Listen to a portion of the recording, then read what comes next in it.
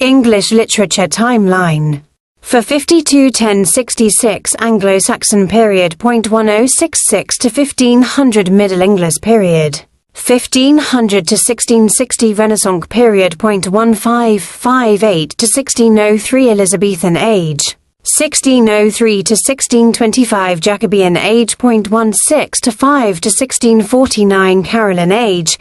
1649 to 1660 Commonwealth period.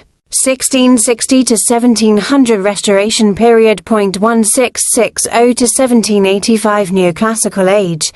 1700 to 1745 Augustan age.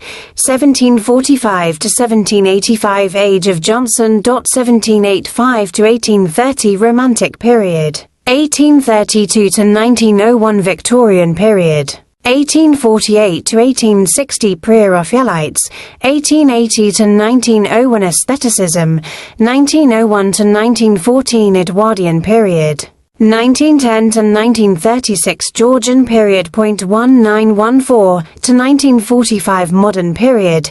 1945 Present Postmodern period. Detailed videos link on history of English literature and ages of English literature is given down below. Please subscribe to my YouTube channel for more videos.